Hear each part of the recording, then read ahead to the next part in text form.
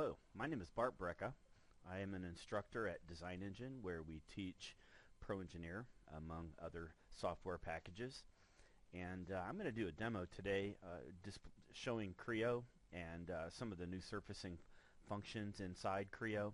And in my effort, I'll try to explain how Design Engine goes about its training, looking at specular highlights and solving specific problems using a tool like Pro Engineer, Creo. First, I wanted to just show off a little bit about what Design Engine's all about. We've got a blog. DesignEngine.com has been around since 1994. It was a blog before the word blog was really used.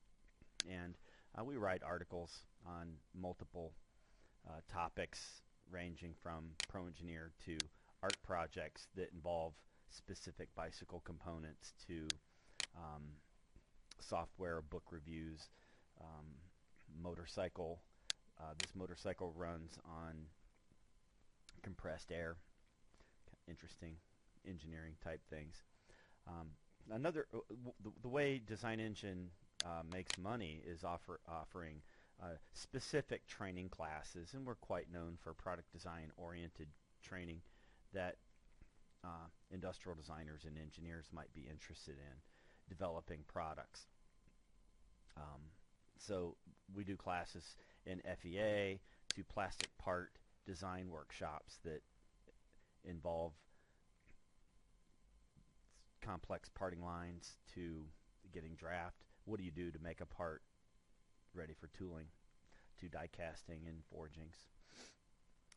Today what I want to do is kind of jump straight into our training material. I'm going to log in to the student login. I've plugged in the login and password already, so it's not prompting me for that. And I'm going to go down to our Pro Engineer training portion, and I'm going to go into the ISDX level 6 training.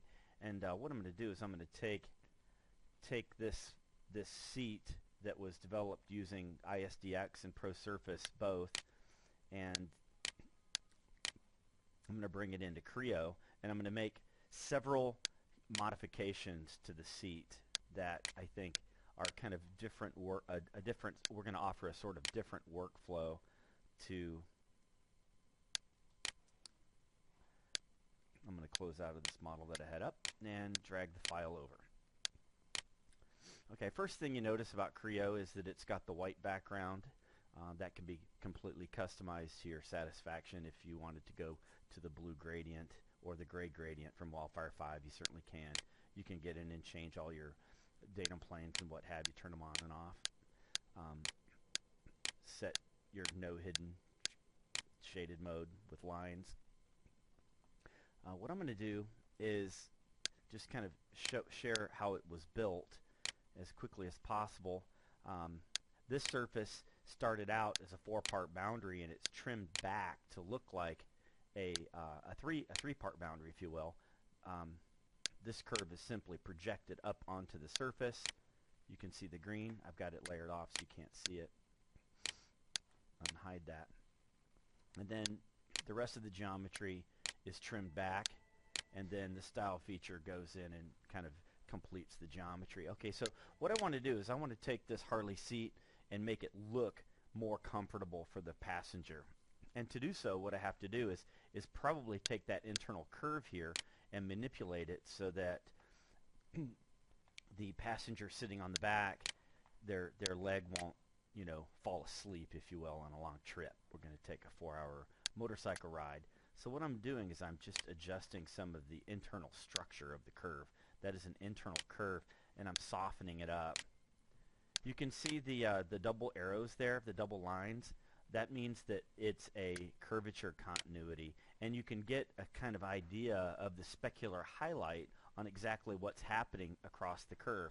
On this side, the geometry is not G2 continuity, so I'm going to go ahead and bump that up to curvature, and I'm going to soften that up as well.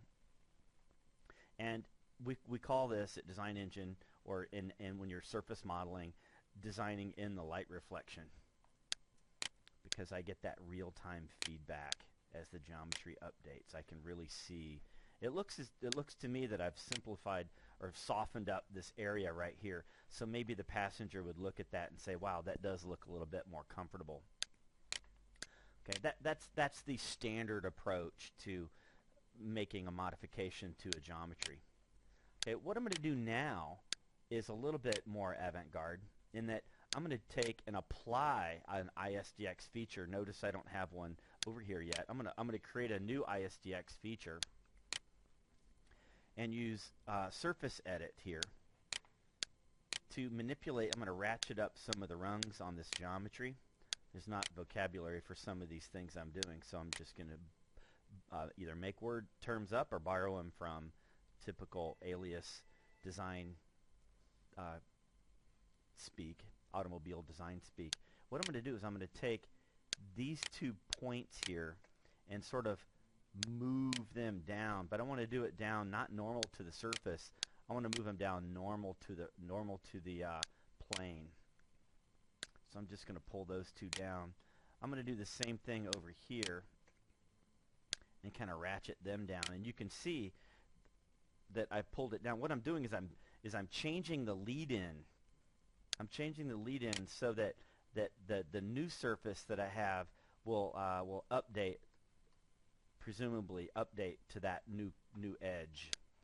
Now to do that, what I've done is I've manipulated the geometry.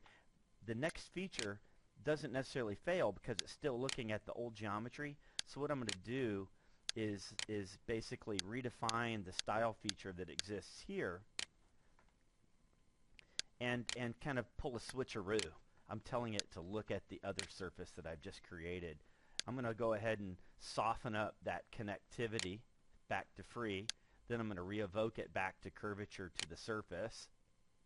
Okay, and then I have, see, if I were to hit regenerate right now, it would fail. So I'm kind of standing mid-stride in fail mode. I'm going to now double-click on the this surface, and I'm going to come into the original 4 curves here, and I'm going to take one of those curves, deselect it, and A-select the new one.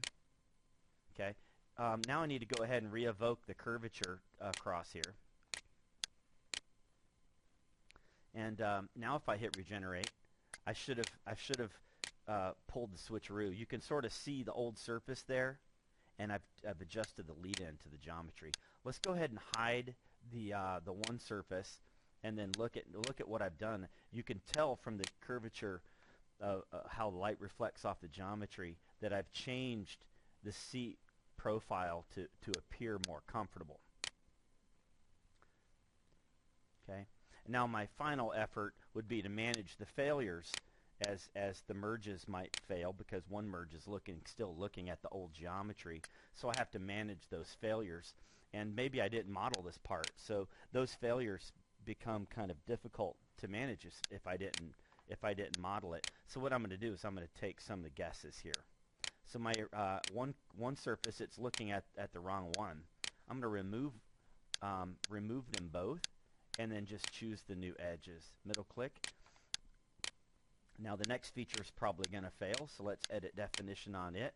It's looking at the old surface as well. So I'm going to pick the new set of surfaces and manage the trim appropriately. Now I completely guessed on that, and if you needed to be more precise and calculated on how you behave, on how that would behave, or how you would manage those failures, you could simply save out this part and retrieve an instance of that part, an unsaved instance of that part, and then use those 2 geometries to figure out. This merge is looking across the mirror plane, and the solidification's confused, so I'm going to go ahead and reappropriate the solidification. So it was pretty easy for me to wade through those failures, and now I'm going to simply hide all the other geometry. This one, the old surface that got mirrored, didn't go away, so I'm going to basically just assign it to a layer. Layer properties, right click through here until I grab that quilt. Maybe I could segregate down to just quilts here, and then just make a window out of all those quilts. That'll get it. So the seat looks quite a bit more comfortable than how it did before, and I changed this surface characteristic to dive down just on this area here. So I'm done with the demonstration using ISDX, Creo's newest surface edit functionality. Please consider coming to Design Engine for training, designengine.com, and thank you very much for taking the time to look at my video. I'll be spending quite a bit of time over the next few months building new videos, so please share them with friends and talk it up for us. Thank you.